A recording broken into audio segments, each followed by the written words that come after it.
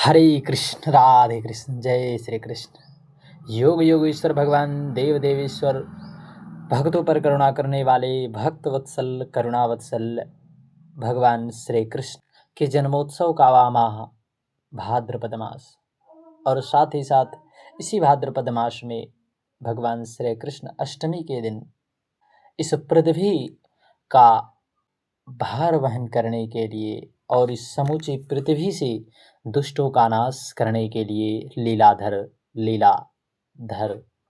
अपनी योग लीला के लिए अवतरित होते हैं।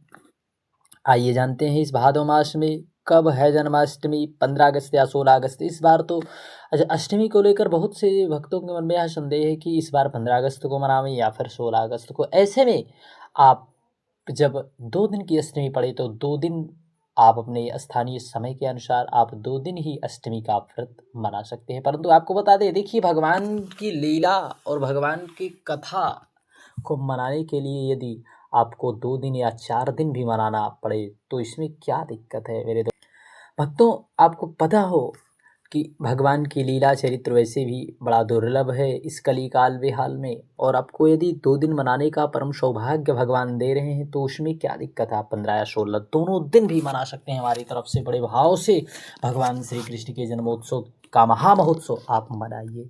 आइए विशेष रूप से एक बार जान लेते हैं उसका सटीक शुभ मुहूर्त क्या है, अष्टमी तिथि कब से कब तक है, आइए जानते हैं। और 2 दिन की पड़ रही है तो आप दोनों दिन ही अपने स्थानीय समय के अनुसार मनावें।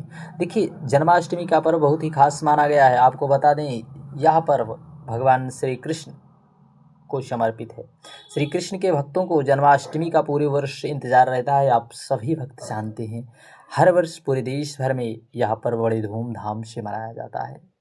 लेकिन वृंदावन की जन्माष्टमी का तो अपना अलग ही महत्व है, जहाँ स्वयं भगवान श्री कृष्ण का जन्म हुआ था। भक्त इसे इस दिन से लेकर बड़ा ही उत्साह होता है।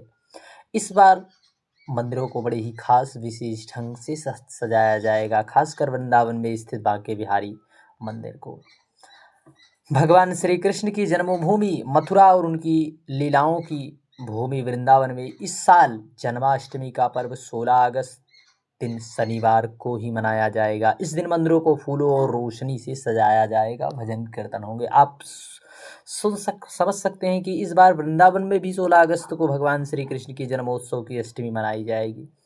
वृंदावन में स्थित बांके बिहारी मंदिर में जन्माष्टमी बेहद धूमधाम से मनाई जाएगी। इस दिन यहाँ रात्रि 12 बजे ठाकुर जी की मंगला आरती की जाएगी, जो पूरे वर्ष में केवल इसी दिन होती है। यानी कि साल में एक बार ही जन्माष्टमी के मौके पर बांके बिहारी मंदिर में मंगला आरती का आयोजन किया जाता है। साथ ही साथ इस मौके पर लड्डू गोपाल का भव्य महाअभिषेक किया जाता है और विशिष्ट पूजन अर्चन की जाती है। यही वह वजह है कि जन्माष्टमी की रात एकमात्र मंगला आरती भक्तों के लिए अत्यंत दुर्लभ और खास मानी गई है।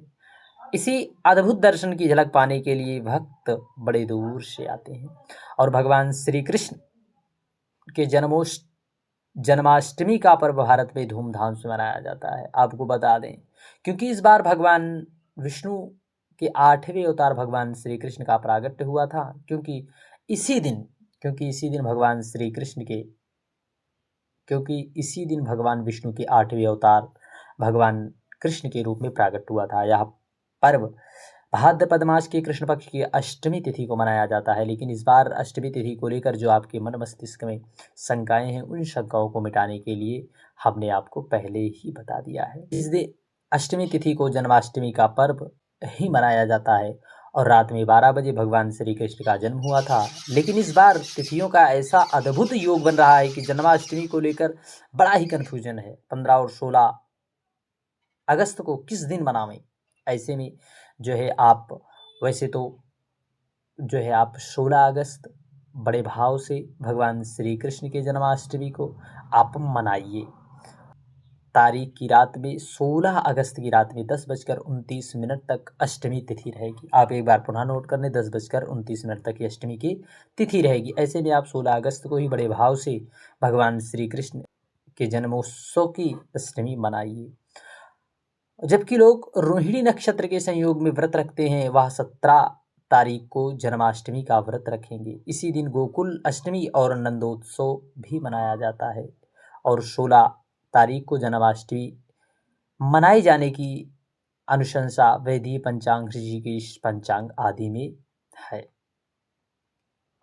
इस दिन बड़े भाव से भगवान श्री कृष्ण के जन्माष्टमी के दिन सुबह ब्रह्म मुहूर्त में उठें और अपने नित्य क्रिया से निवृत्त हो यह संकल्प लें, आज मैं भगवान श्री कृष्ण के जन्माष्टमी का व्रत रखती हूँ। इसके बाद पूजा स्थल की साफ सफाई करके गंगा जल से स्नान को पवित्र करें। इसके बाद जन्माष्टमी की सुबह गोपाल को स्नान कराकर उन्हें श्रृंगार, उन्हें वस्त्र, मुकुटमाला आदि पहनावें। इसके बाद लकड़ी की चौकी पर लाल या पीला वस्त्र बिछावें। फिर उस पर भगवान श्री कृष्ण की बाल रूप मूर्ति या चित्र स्थापित करें। रात में भगवान श्री कृष्ण को पंचामृत से स्नान कराएं। फिर भगवान के रूली, चंदन, चावल आदि, तुलसी, फूल, धूप, दीप आदि से भगवान की पूजा करें।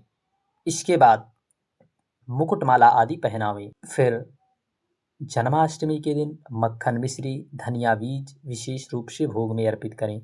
ओम नमो भगवते वासुदेवाय महामंत्र का जप करें। अंत में पूजन के बाद सभी को प्रसाद वितरित अवश्य कर दें। परंतु आपको बता दें, इस दिन जन्माष्टमी के दिन भूल कर भी आप इन कर्मों को न करना, वरना आपका सारा व्रत का पुण्य क्षीण हो जाएगा।